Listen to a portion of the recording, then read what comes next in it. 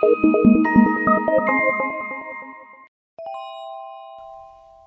Emperor's New Clothes.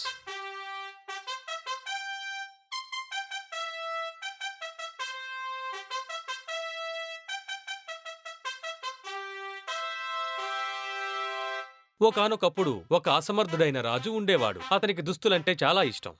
రాజ్యాన్ని పాలించడం కంటే పదే పదే దుస్తులు మార్చడం అతనికి ఎంతో ఇష్టమైన పని.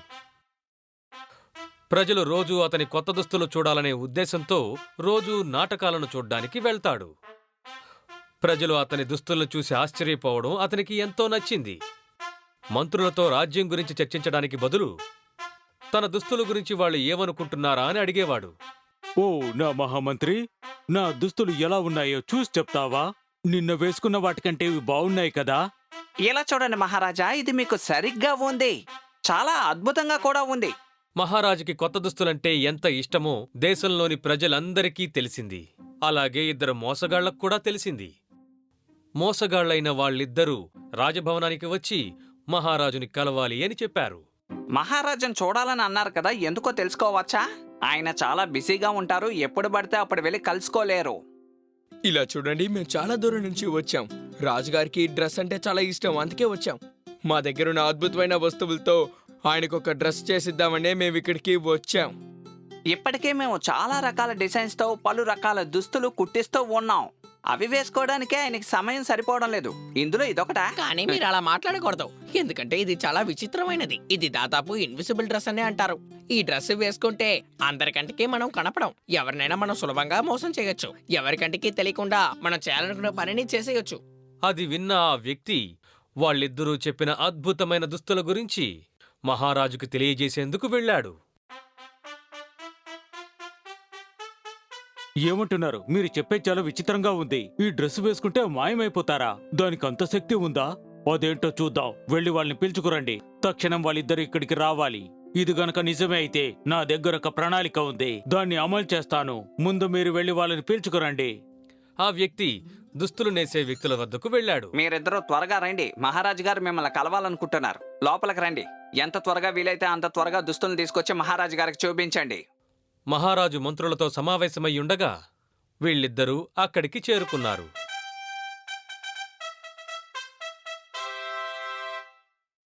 అలా అయితే అద్భుతమైన దుస్తుల్ని తీసుకొచ్చారు, అంతేనా?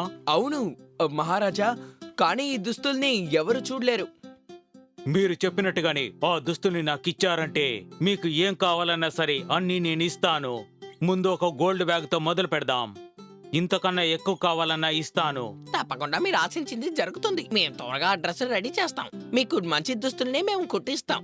తప్పకుండా అది ఎవరికీ కనపడదు. మహారాజు ఒక గదిలో 2 లూమ్స్ని పెట్టమని చెప్పాడు.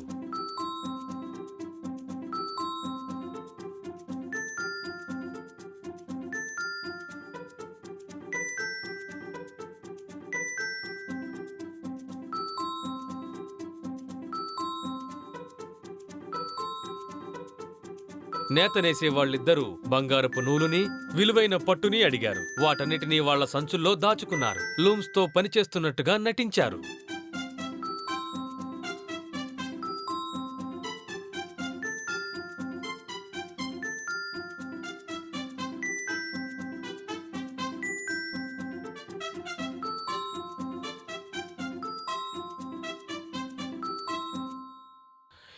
ఈ మధ్యకాలంలో ఆ నేతనేసేవాళ్లు ఏం చేస్తున్నారా అని మహారాజులో ఆతృత మొదలయ్యింది. వాటి పని ఎంతవరకు వచ్చిందో మంత్రిని వెళ్లి చూసిరమ్మని చెప్పాడు.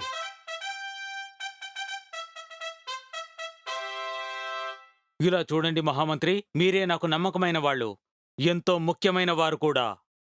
అందుకనే నేను మిమ్మల్ని తప్ప ఎవరినీ నమ్మను. మీరు వెళ్ళి వాళ్ళిద్దరూ ఏం చేస్తున్నారో చూడండి. ఆ దుస్తులు ఎలా ఉన్నాయో చెప్పండి. నిజాలు నాకు తెలపండి. ఇంకెవరూ చూడకున్నప్పుడే మీరు చూసి చెప్పండి. అర్థమైందనుకుంటాను. ఖచ్చితంగా నేను అలాగే చేస్తాను మహారాజా. మీరు ఏం చెప్పొస్తున్నారో నాకు బాగా అర్థమైంది. మంత్రి వాళ్ళిద్దరూ వేగంగా పనిచేస్తున్న గదికి వెళ్లి చూశాడు.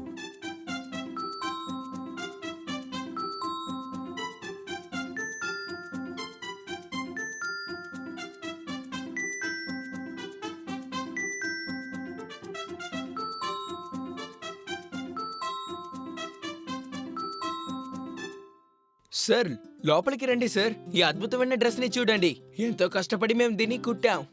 ఇందులో ఎన్ని వేరియేషన్స్ ఉన్నాయో మీరే చూడండి. ఏంటి సార్, ఇది మీకు నచ్చలేదా? దీనికోసం మేము చాలా కష్టపడ్డాం కదా. ఆ, అవునవును, నేను ఇంతకు ముందు ఎప్పుడు ఇలాంటి పనితనాన్ని చూడనే లేదు. నేను వెంటనే వెళ్ళి మహారాజు గారితో దీని గురించి చెప్తాను. మీరు మీ పని కానిస్తూ ఉండండి. సార్ కానీ మాకు ఇంకా చాలా గోల్డ్ అవసరం అవుతోంది. అలాగే గోల్డెన్ థ్రెడ్ కూడా కావాలి. ఖచ్చితంగా ఖచ్చితంగా ఇస్తాం.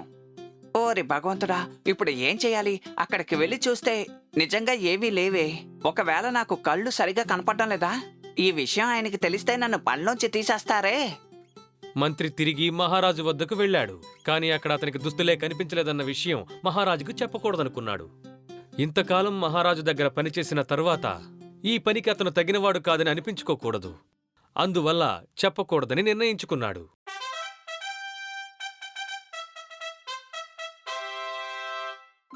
ఏవైంది మహామంత్రి? వాళ్ళు తయారు చేస్తున్న దుస్తులు ఎంతవరకు వచ్చాయి? నేను దుస్తులు చూశాను మహారాజా, నిజంగానే నాకు చాలా బాగా నచ్చాయి. వాటిని వాళ్ళు చాలా బాగా డిజైన్ చేశారు. ఇలాంటిది నేను ఎప్పుడు చూడలేదు. అంత అద్భుతంగా ఉన్నాయా అవి?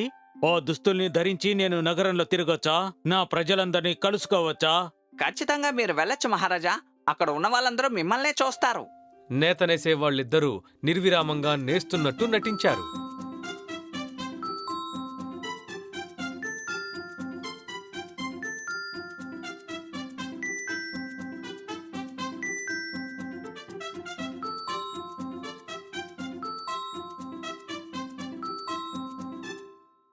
అక్కడున్న బంగారపు నూలుని, అద్భుతమైన పట్టుని వాళ్ళు అడిగారు. మళ్ళీ ఎప్పటిలాగే వాళ్ల సంచుల్లో నింపుకున్నారు. రాత్రిపూట కూడా పనిచేస్తున్నట్టుగా నటించేందుకు వాళ్ళు కొవ్వొత్తుల్ని అడిగారు. వాళ్ల కత్తెరలు గాలిని కత్తిరిస్తూ ఉన్నాయి. ఊహలకే పరిమితమైన దుస్తుల్లోంచి సూదులు అటు ఇటూ తిరుగుతూ ఉన్నాయి. తన కోసమే తయారు చేయబడుతోన్న ఆ కొత్త దుస్తుల్ని తలుచుకుని మహారాజులో ఆతృత ఇంకా పెరిగిపోయింది. మళ్ళీ అలాగే ఇంకొక నమ్మకమైన వ్యక్తిని పంపి వాళ్ళు దుస్తుల్ని ఎలా తయారు చేస్తున్నారో తెలుసుకుని రమ్మని చెప్పాలి. మహారాజు తిరిగి తన మంత్రుల్ని పిలిపించాడు.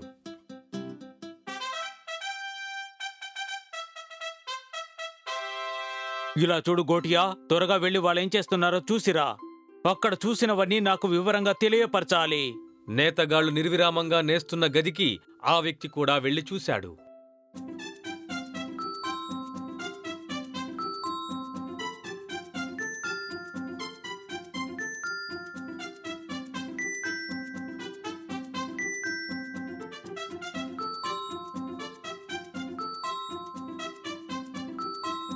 మిమ్మల్ని ఆహ్వానిస్తున్నాను సార్. మీరు ఆ దుస్తుల్ని చూడ్డానికే కదా వచ్చారు.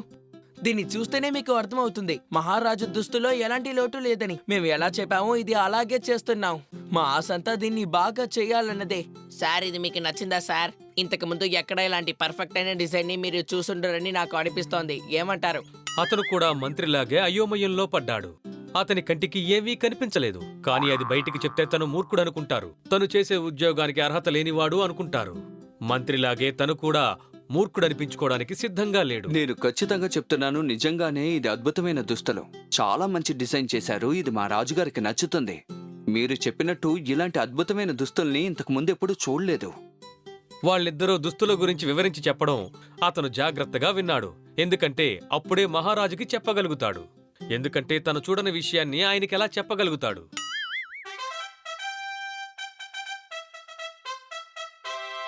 ఏం జరిగింది గోటియార్? అక్కడ దుస్తుల గురించి నువ్వేం చెప్పడం లేదు? అతను కూడా ఆ వర్ణం గురించి, నేత గురించి నేసేవాళ్లు ఎలా చెప్పారో అదే విధంగా మహారాజుకి చెప్పాడు.